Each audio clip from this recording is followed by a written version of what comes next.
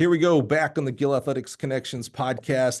I'm going to hop right into this because, today's guest and I have been going back and forth trying to get her on the podcast. She's just super busy. Now, to her credit, she said she was going to be in the podcast a long time ago, and she kept her word. So I'm super grateful, and we're going to learn so much. I'm really pumped about this conversation. Help me welcome the head coach of the University of Georgia. I think you're supposed to say Georgia Bulldogs, I think is how the proper pronunciation there. Help me welcome the wise, the wonderful Miss Caryl Smith-Gilbert. Caryl, how are you today?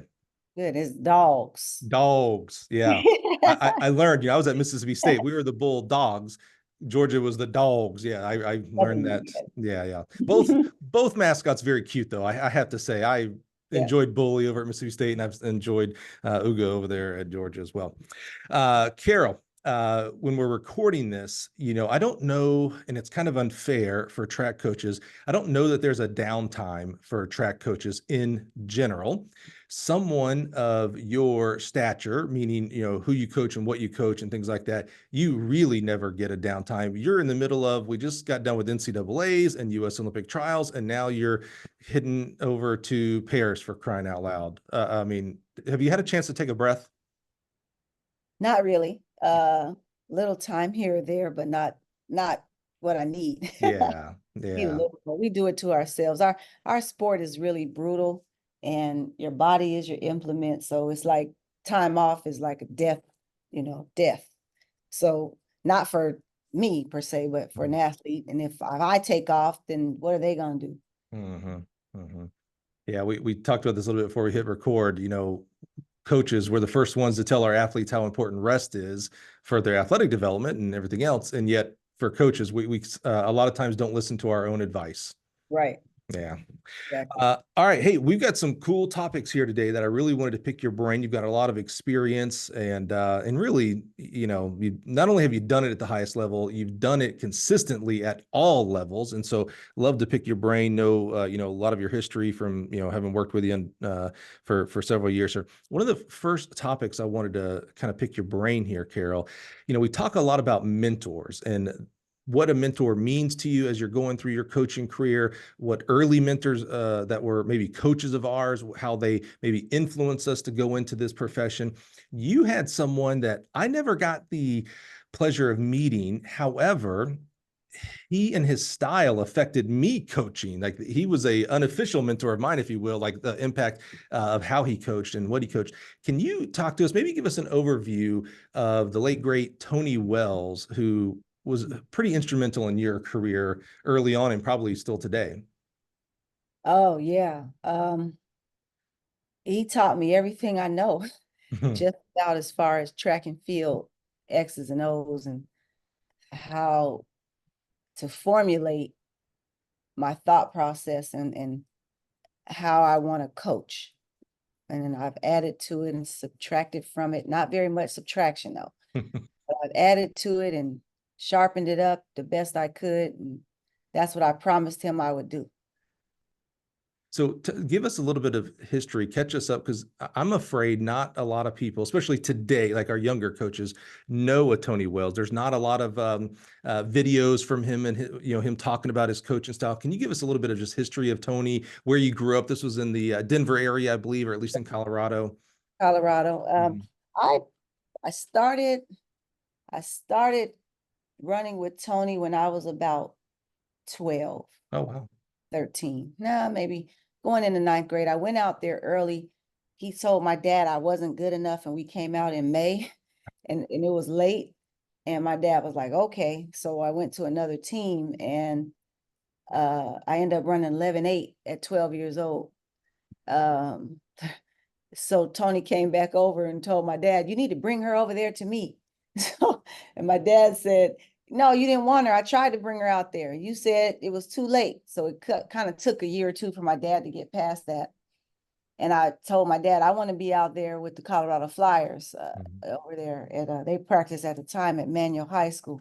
So he took me out there just before my freshman year. I had a friend who ended up, I'm actually a godmother to her daughter, Dior Hall, but Yolanda Johnson was a friend of mine. I would see her at the orthodontist, and she would tell me about the team. And then I saw her at meets because she was on the Flyers. I was on another team. And I told my dad, I like her. We're going to be going to the same high school, George Washington. So I want to go and train with them. So that's how I got over with Tony. So I started later than most. A lot of the kids came out 5, 6, 7, 8 years old. Wow. Oh, wow. Is that right?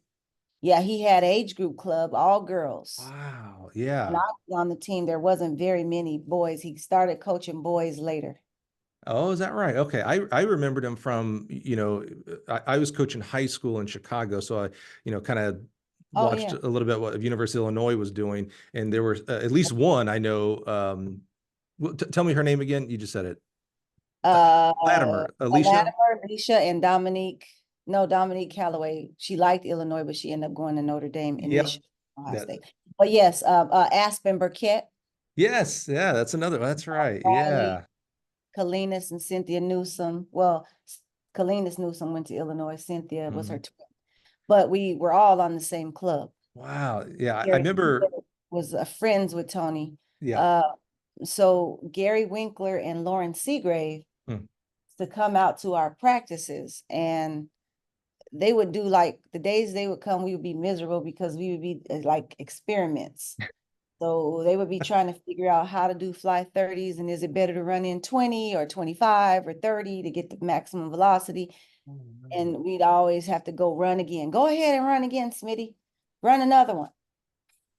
So they were trying to figure all this stuff out. The things that people are doing now, Tony was doing in the 80s. Yeah. And you and that group, you guys were, for lack of a better term, the guinea pig. I mean, this is like ground level stuff. Ground level. Wow. I I remember did not know he that. come out, he had journals in Italian and East German and Russian. And then he would have the dictionary or the translation to try to decipher what they were doing. Wow. Tony Wells was a genius. Whatever he did, so he worked at the rec center, Skyland Recreation Center. It's now called Hiawatha Davis. But whatever he did, it was, sorry, my phone was ringing. Whatever he did, he won. So when he coached football for Little League, they would go to this thing called the Cereal Bowl. That was like the Super Bowl. They'd win. And he'd use the same tactics in football as he did for us. So if they did a drill, 3 minutes rest, same as we would for 30s or something. So whatever he did, he was very good at tennis. People don't know that. Yeah. He was very good at tennis himself. And he coached tennis, he coached football, he coached basketball, and all of his Little League teams won everything. And he was just very, very brilliant. I've made this statement before, and I think I've used you as an example here. There's coaching on the X's and O's side, and then there's coaching of leadership. And Yes. I've said it before, I think I could take you, Caryl, as an example, and you're going to love this example, and put you in charge of a hockey team, even though I'm assuming you don't know, I don't know, maybe you're a big hockey fan. I'm not, I have know nothing about hockey. But even though you might not know hockey in regards to the plays and all this kind of stuff, your leadership would help that team to get better. Plus you would do things like hire the right assistants and all that kind of stuff. So when I hear a coach, it's one thing to be amazing as a track coach, and that's enough for me. Trust me. When I hear a coach, football, okay, I've heard that. That's pretty common. When I hear tennis, I start hearing these other sports. What you said he's a genius. Was it genius of, and obviously he knew training, so that's kind of not a great question for me to say, was he a genius in training, but was it his leadership? What was it that helped him in coaching tennis, young kids, which that might be the hardest thing in the world to coach, in my opinion. What was it about him that separated him from others weren't doing this?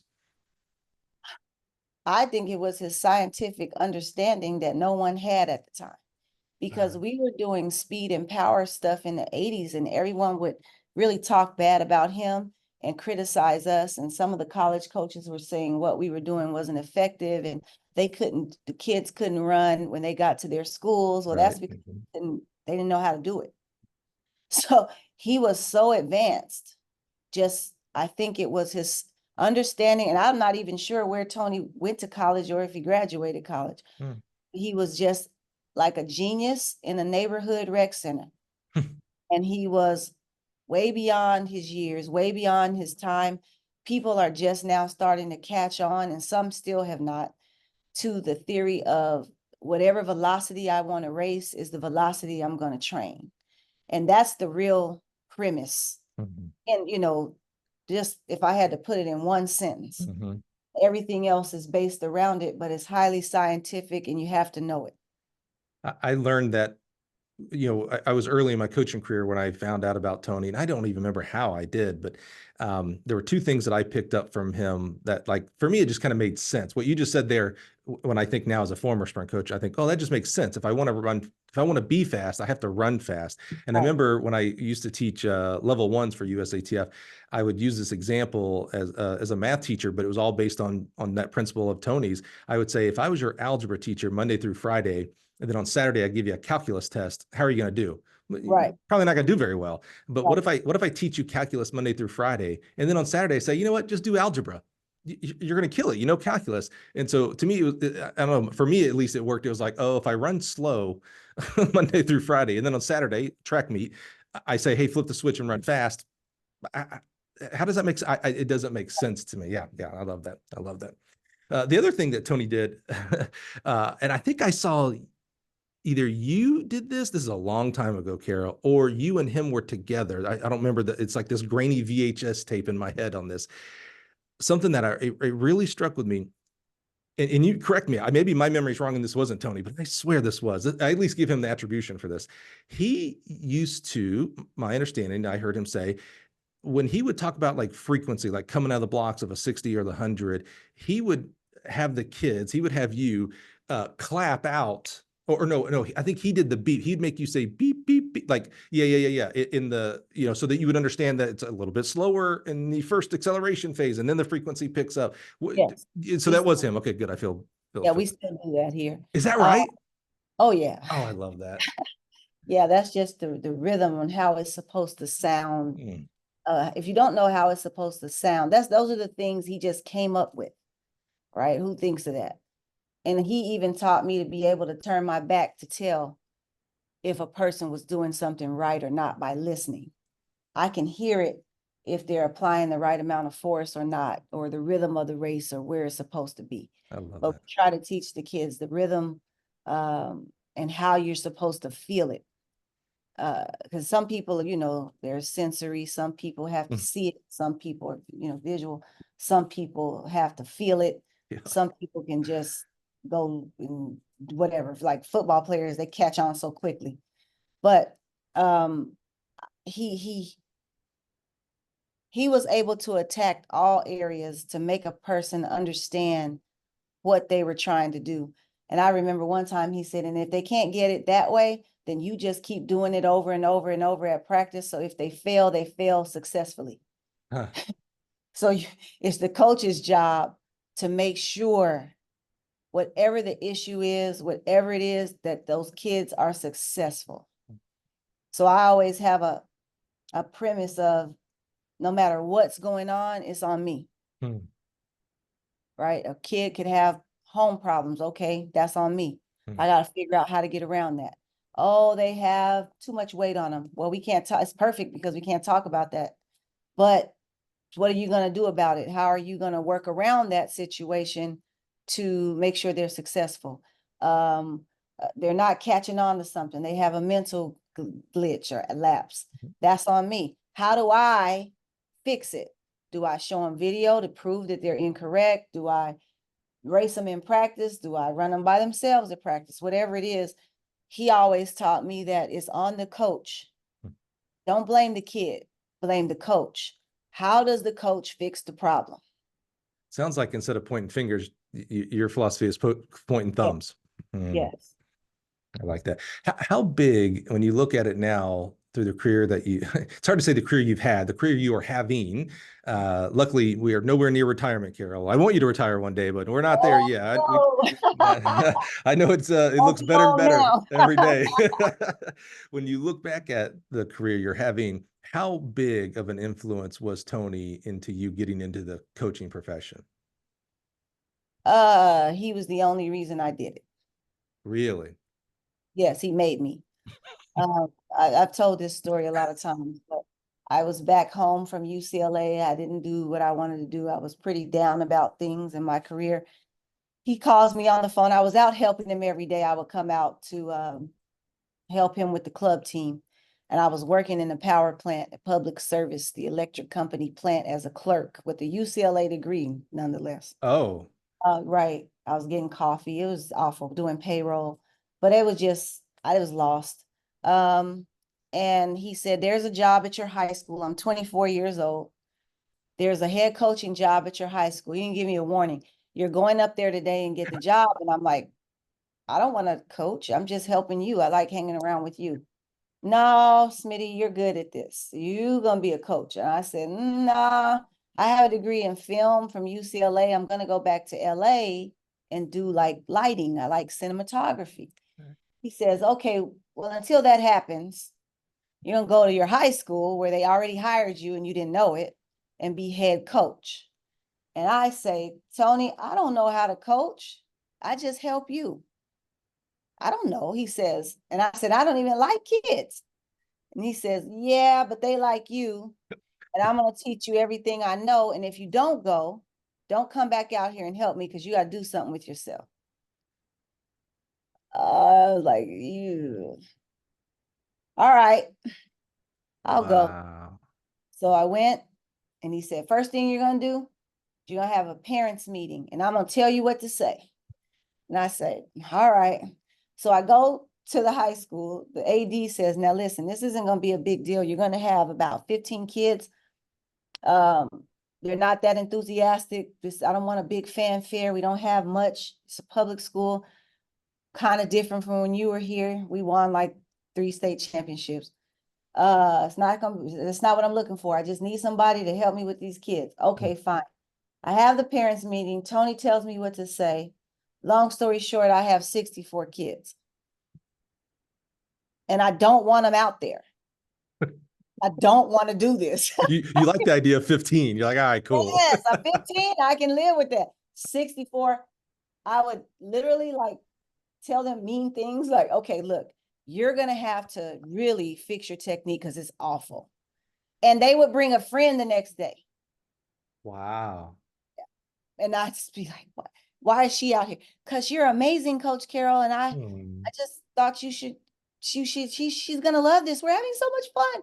And I'm like, I'm not having that much fun.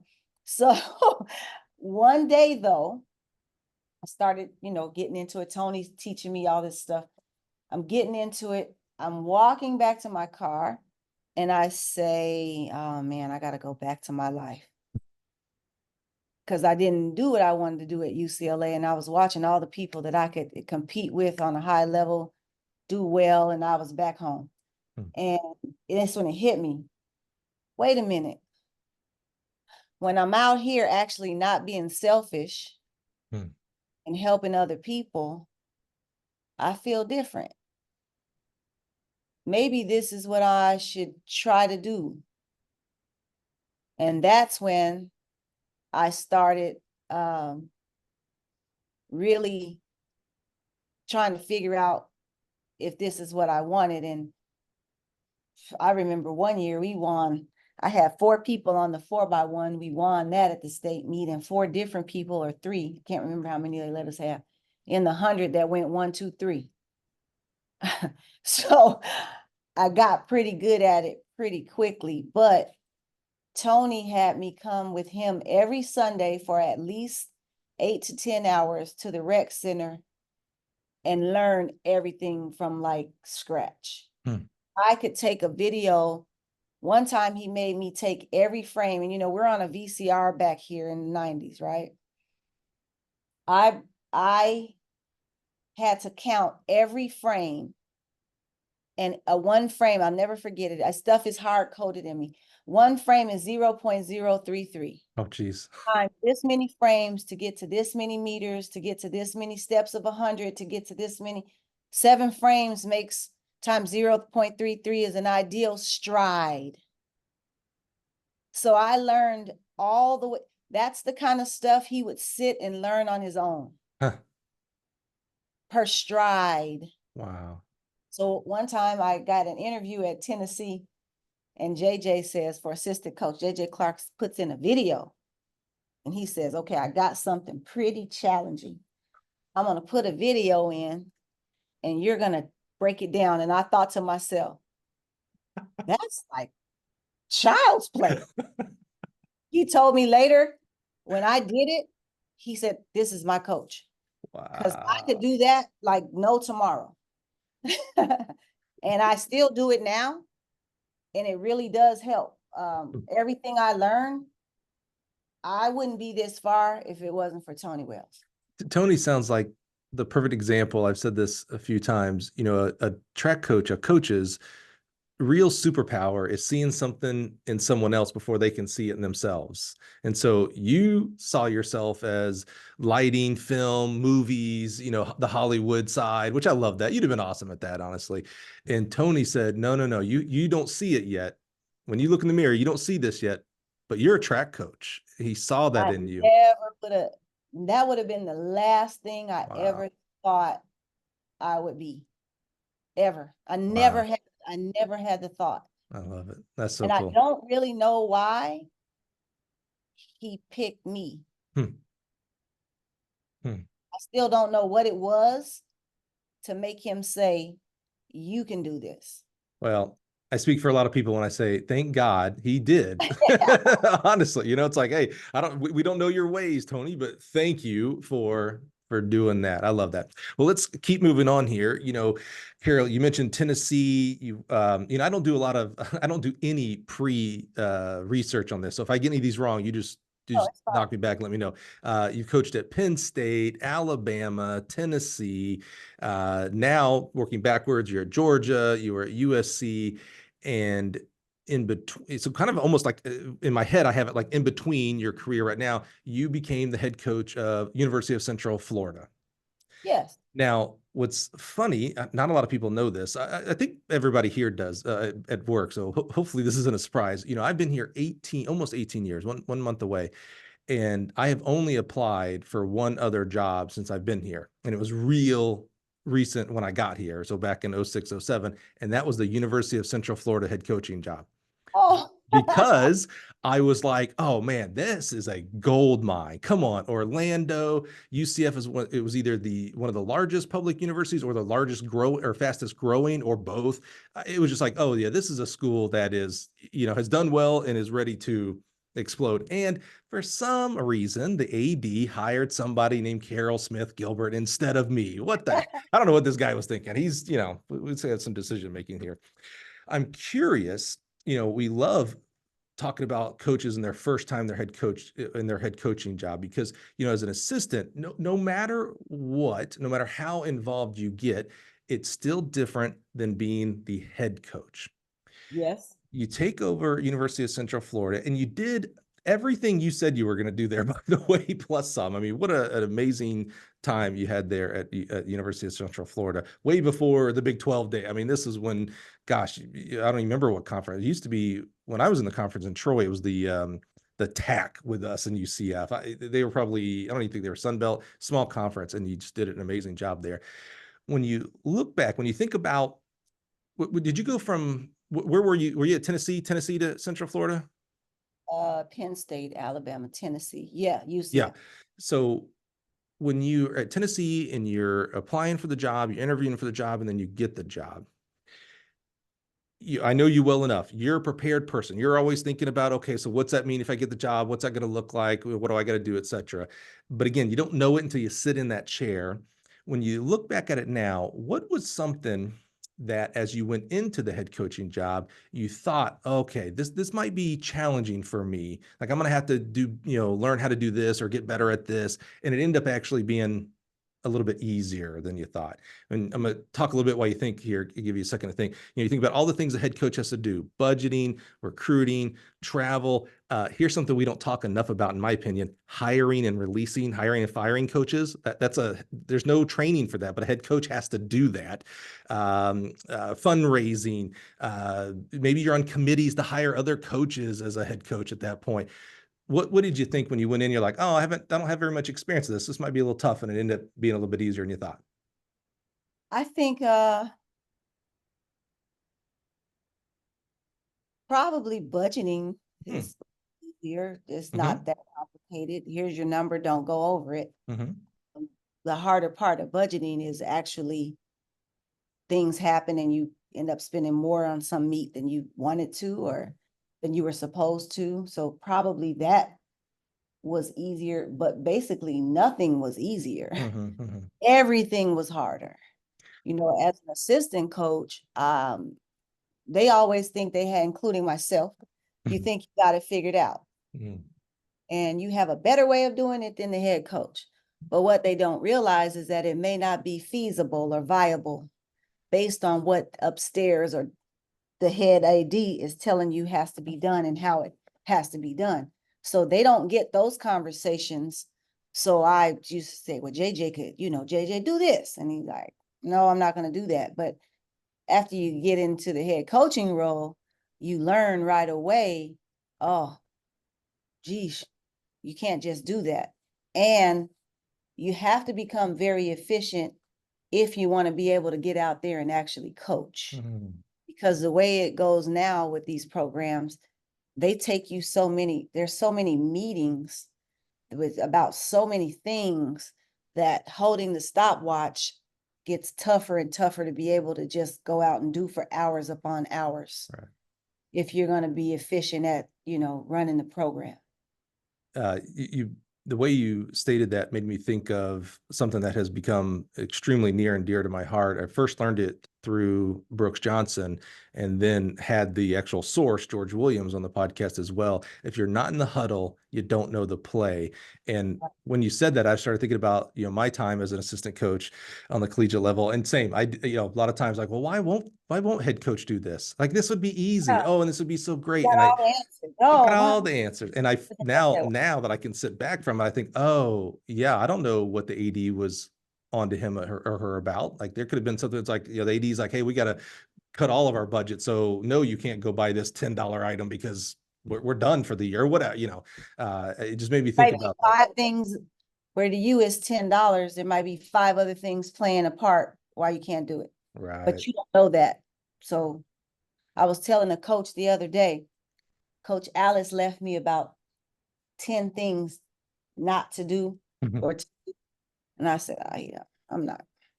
And about 2 years later, after I got one eye and I'm got gun smoke on me and my hair is blown out and I'm limping in on the cartoons with the X's. Actually, they were all 9 of them that I didn't do. He was right. There is something to listening to the people before you. Yeah. And I know there's a lot of people that go into these jobs and they don't try to talk to the former head coach. Well, that person can tell you a lot. I still call Coach Alice just about being a head coach. I called Coach Gainey here. I call Coach Norton. I talk to all of them because I need to know not just about head coaching, but what about being the coach at Georgia? What is it about here? Because there's being a head coach of a program, but then there's also being a head coach of the program you're in. So things that may apply at a USC don't apply at Georgia. Things that apply in the Pac-12 don't apply in the SEC. So there's different things and different nuances at different places where you may do yourself a favor by having a mentor or at least having a meeting, coffee with the former coach to figure it out. What do you think is maybe a little unfair question, because I'm kind of asking you to think about the reasons of other people. Why do you think, what stops others from doing that? You know, we talk a lot about ego on the podcast, and the ego is not bad. Bad ego is bad. Ego is good. That helps us, you know, dress better and work out and want to be better coaches. That's good. Ego is a good thing. Bad ego is, you know, whether it's imposter syndrome or whatever, doesn't allow me to call the former coach and be like, hey, so what's the skinny? Can you help me out or not? And then they get to make the decision whether they actually answer your phone call or not. I think it's different for everybody, but I think there's a level of, like I said, when I was an assistant, I can do this better. I don't think I called JJ. I don't think I called him one time at UCF, but I had to take a lot of hard knocks, right? Mm, Maybe I was trying to prove to myself mm, that I could do it without help. That doesn't work. Why try to do that? Right? So I learned that lesson, and I think that's the thing people have to realize. I've noticed that the better coaches started at lower levels and took their time to get to the top. mhm. Because at lower levels, you could learn and make the mistakes where no one really dinged you for it, rather than jumping right into something big that's in the spotlight and you don't know how to manage it. The things that I learned at lower levels at UCF helped me at USC, and things I learned at USC is not a lower level, Right. but I didn't have a men's cross country program, so I didn't have as many people, right? And I could only give full scholarships, so the roster wasn't as big. But if I had to just jump straight into the SEC, I probably would have failed. If I had to just jump straight into USC, I probably would have failed. UCF gave me the framework and the support to be able to learn and grow as a head coach and take those lessons with me as I go. I think we get caught up in what people think. I think we get distracted by, will this person want to take my job? You know, insecurity sometimes sinks in. Brooks Johnson told me one time, you have two ways of hiring people. And that is, you can hire people that will do exactly what you say. They don't threaten your job. And you can hire people that they have strong personality, but you don't have to tell them how to coach. If you hire the people that are inferior to you because you're afraid they're going to take your job, you're going to end up micromanaging them because they can't score the points you need. And then the relationship turns bitter and it doesn't work. If you hire the people that can coach and do their job, you have to manage their personalities, but you're going to get to go do your own job because they can manage their area. And you really want people that want to be head coaches because they're going to do their very best to do for your program and make it good, versus those that don't want to be a head coach. You're going to always be micromanaging them. And I've learned over time that that's exactly right. And I've tried to get the best coaches that I can get and just manage, day-to-day things and let them do their thing. So you trade off. I love that. I have not heard that yet on the podcast. So you trade off some the impact of I'm losing my words here a little bit here. If you're hiring coaches who want to be future head coaches, because you're like, good, you can run your side. I don't have to worry about you as much. Right. But you give up a little bit of consistency. That was the word of like, oh, well, in 5 years, I may be hiring again or whatnot. So you have to play That's that what trade off. you want for them if you're really trying to build people, help them with their career. Mm-hmm. You have to come to terms with that too. You can't get upset when they want to go do that. You can't. That's like you did. You wanted to be a head coach, so do they. That's right. That's a good Can't point. change just because not you anymore. Right. That's a good point. What's good for me is not good for you or something like that. So you stay here and help me. Yeah, That's right. Yeah, help me get my goals. Right. Yeah. How have you and what have you done? You mentioned the pivotal role that being the head coach at University of Central Florida helped to your successes at USC and now at Georgia. There's a lot of clinics we can go to. USTFCCA does an amazing job. There's a lot of clinics around the country we can go to become a better sprint coach or a better jumps coach, et cetera. Now, the USTFCA, I think, is doing a better job of this than anybody else right now, but there's very few places, none that I know of, that I can go and how do I become a better head coach? And again, all those things that are under the purview of a head coach, again, I should say evaluating your staff from year to year, budgeting, et cetera, like that. How have you're a better head coach today than you were the first day you stepped in at UCF. How have you professionally development, if you will, yourself as a head coach role? That's the missing link. I've thought about my LLC trying to start something to that effect, just like a head coach's academy or something like it. You learn on the job as a head coach. And if you don't have people you can trust to give you solid advice, it's all hit or miss. Mm. And that's the thing. They throw you the keys and then say, first question, are you going to keep the staff or not? Right. Well, I didn't know that I had to deal with this. Mhm. First day on the job. Mhm. What I have done though is, as I've matured through it, I ask the AD now, hey, don't make me be in charge of that, right? The staff should not be my responsibility to keep or not. I should not be the one walking in the door telling them I'm not keeping them. You should tell them that they have to go because there's a new head coach coming, and if the coach wants them, they'll call them. Right. Because what happens is, say they're friends with someone in the business office, well, that person's mad at me for the next 2 years because I fired their friend, but I didn't know they were friends, right? So it's just kind of Right. unfair. It's small things like that, and that's not really small, that's big, but Right. I think it's small because you don't think about it when you're pursuing Mhm. a head coaching position, right? And the phone calls that you have to make of the people that are already there. That's at first when you were describing that, Caryl, I was a little bit like, oh, I think you're wrong. Like, my opinion is you're wrong here, that it's not your job as the head coach. But when you gave that example of like, hey, I didn't make the decision of the staff, of I didn't the do it. former head coach, et cetera. But I'm left with the fallout of all I've got to the inherit everything, meaning Right. business office, academics, et cetera. Compliance lady won't give me anything because her best friend was the other coach. I've never heard that. That's a really good point, actually. I hope there's a lot of ADs listening. That's a really, really good point. I think they should be the ones to say, you deal with them over here. Yeah. And then if I want to bring them back in, I can bring them back in. Yeah.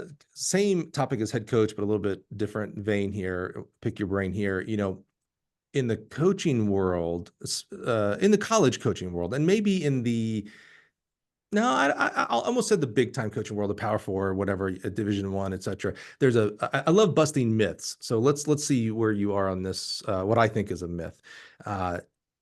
Any job that's open. So, Caryl, when you have a job open, when the coach from XYZ sees it advertised on NCAA market or USTFCA, you've already made your decision. That's just I got to do that because that's the law thing. The myth is that any job, especially a job that has a big name attached to it, Georgia, USC, et cetera, already is filled, and you're too late because you didn't know, you didn't have the inside skinny. You weren't BFFs with Caryl or whatnot. Tell me, true, false? What's your side of this? Part true, part false. Okay, that's fair.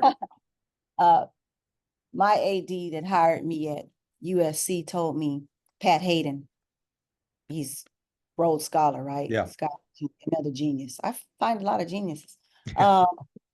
He said, every great leader, head coach is what we were talking about, already has a list of the next 3 people they would hire. Mm-hmm. One of the positions is gone. Mm-hmm. So I'm already, what I don't think assistant coaches realize is if I have a casual conversation with you at a meet, that was an interview you just walked away from. Oh. So if you said something bad about your head coach, I ain't ever gonna hire that person. The interactions that we have on a daily basis or a weekly basis with other coaches at other places are definitely interviews. How they walk in, how they're dressed. Oh, never have him on my staff, those crazy looking clothes on. Everything, even how they conduct themselves as student athletes. That is, now that I see I'm older and I'm at the position where those kids are like 30. Mm-hmm. And I remember, oh no, so, but the people that conduct themselves with class and, they may have something to say about the head coach, but they teeter and don't say it. I can tell. Mm-hmm. That's okay. You always have a list of who's doing a good job and who you would hire next. Mm-hmm. For your positions, if you're going to be an effective, realistic leader. And if you're a leader who, as I said previously, has the intention of promoting, getting people to better positions, and moving up the ladder, you got to have that. You can't say, oh, I'm going to move them up, but I have no idea what I'm going to do next. Right. gotta always have that on the forefront of your mind. And I've noticed in the SEC, people come and take, I've had 9 different people this year between academics and hired strength coach, academics, trainer, 2 coaches, new graphic people. It's just always going, because when you're at a major university, people want your people. And the schools that are in lower divisions, like mid majors, come and get a person to be the head. Right. And some, Coach Thomas went to Oklahoma. So that's a big time job. But I always have to have a list in my mind. So I have the list. I still post it. Obviously, they make us.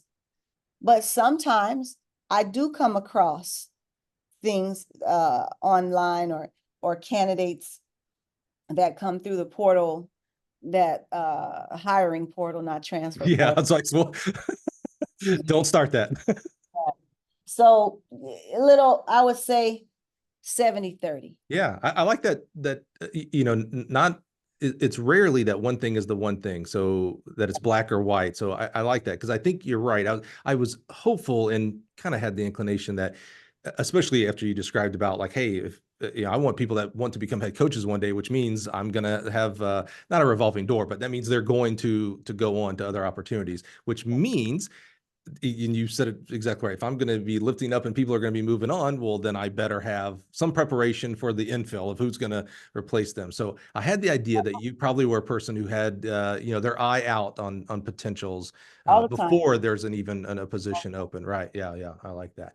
And I would say, I want people that want to move up, but I don't want to feel like they want to leave the first day they get here. Yeah. Yeah. I need to know that you have some kind of, you want to see a class through, you have some long-term goals here, but your eventual goal is to be a head coach. Like, I don't want you to tell me I'm here, but I'm going to go be an assistant at the next place just because it's $5,000 more. I mean, yeah, I get that. All right, let's wrap up with this. As you sit in a very earned, but I would call privileged position. You may hit me for that.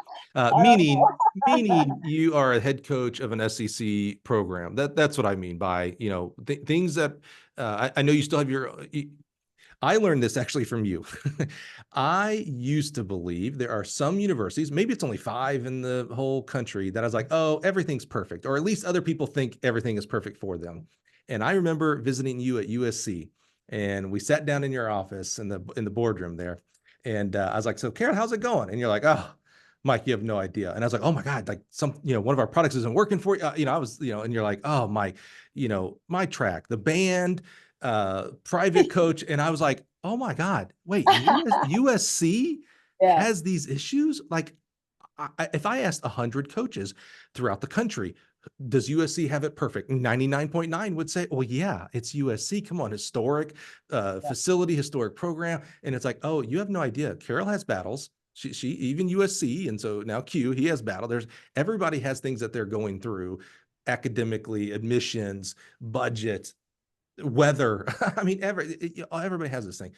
So what advice, there's coaches listening now that want to be you. They don't know what that means, by the way, but they say, I want to be like Caryl one day.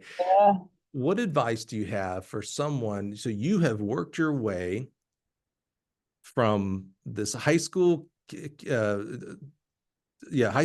that Tony Wells said, you're not good enough, to winning a national title in a very exciting way, by the way, winning national titles, All-Americans, head of the president of the Division I of USTF CCCA, coaching Olympians. I mean, that is, if I were to say, hey, tell me what the Holy Grail as a track coach is, they would write that resume. So what is your best advice for someone? Doesn't matter. They're a high school coach. They're an assistant at D3. They're a head coach of Division I. Doesn't matter. They want to continue to level up their coaching. What is your best advice that you can give them? The relationships that you build along the way are very, very, very important. The interactions that you have, the way that you treat people, it's probably one of the, everybody crosses paths with you again and again. And I don't just mean the coaches. I mean, I have a person, Marcus Sedberry, I don't think he'd mind. He was a life skills assistant to the assistant at UCF. Well, now he's number 2 at Wisconsin, right? I treated Marcus very nice. But if I had not, I'm sure there would be a Josh Brooks calling to ask a question about hiring me some kind of way, it would not go so well. I think that the coaches have to be willing to work, like I said, at a great school that will help them learn how to be at a bigger school. If I look at the Edric Floriels and the Mouse Holloways and all of these people, they didn't start right at the top, right? They worked their way up, and that's why they can sustain. There's one thing of being at the top, just at the top right away, but can you stay there? How do you manage on a day-to-day basis with your professionalism? How do you treat people? I also think there's an unrealistic vein of how much people think they should be paid. I started at Penn State for $17,500, and I had to teach jogging and strength training to get to $17,500.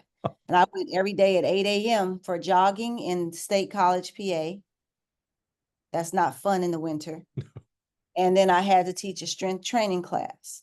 I left there to go to Alabama for $32,000. Wow. Right, I took my first head coaching job at UCF for $80,000. But I hear assistants say they want $150, and it's like, you don't have any All-Americans. You coach no one. So it's hard for me to listen to entitlement when I've had to go every single step. Right, I went to Penn State just to get in the door. I go to Alabama where nobody wanted to come. That's true. In the early 2000s, right? To be in the SEC, to learn how to recruit and compete in the SEC. I go to Tennessee to learn how to win championships. I go to UCF to learn how to be a head coach. But I asked the AD, where is that? When he called. No. I didn't know. And I was 7 months pregnant. That's right. That's right. I didn't negotiate on salary. Right. I went to USC to get into the Power 5. A lot of people didn't want that job. It's in LA. It's tough. Tough. Right. So every single step was for something for me to learn. And all of those places have taught me, keep it all for now. And this place is teaching me something else. So I don't normally know it while I'm in it. I know it after. All right. I'm not in it anymore. Yeah, I love that. I think, being a good person is always the right thing. So when you talk about relationships are very, very important. I love, you mentioned Marcus's name. And when you said that, I actually know, I'm glad you put the picture of he's at Wisconsin, because I'm like, I know that name. How do I know that? I know the Wisconsin guys real well. Arkansas, Baylor. Yeah. So the same way we're doing that, the trainers are doing it, compliance is doing it, ADs are doing it. So if you see somebody at one place, you're gonna cross their path again.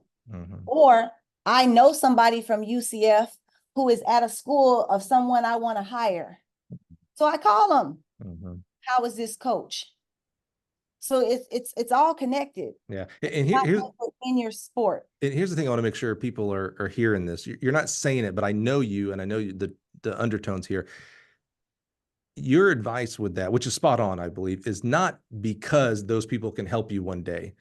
It's because, well, that's just the right thing to do. Whether they're the second assistant in compliance or they're the AD of the SEC, it doesn't matter. It's not because of what they can do for you. Yeah, that's, yeah. So I tell my staff and my younger coaches, coaching shows you who you are. You got to make some decisions, like you said earlier, hiring and firing. You want to ask to get in the portal because they can't handle the level, right? who you're going to sign, who you're not going to sign because they have some character issues.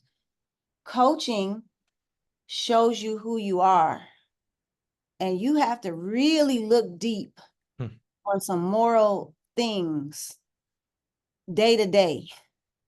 And if you're just at the core of yourself, you're just not a good person, you're going to struggle. It shows.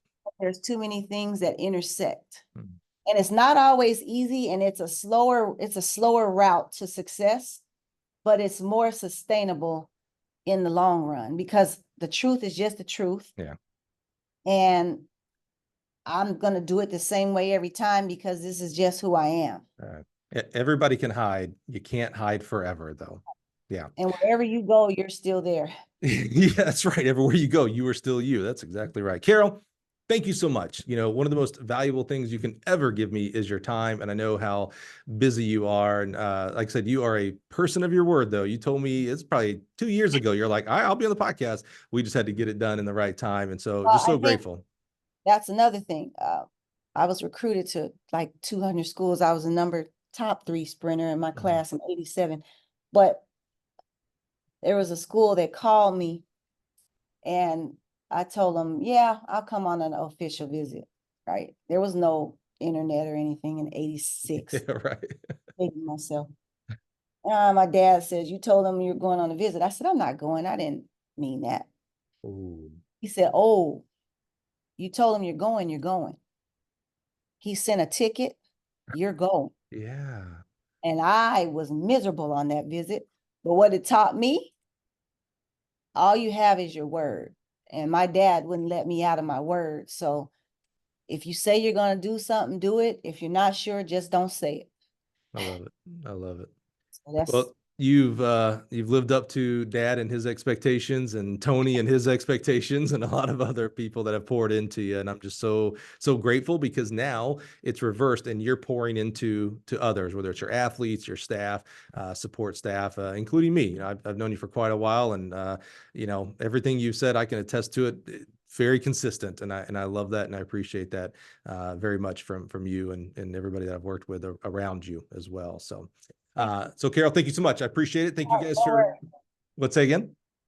No worries. Thank you. Oh, no, it's all go dogs.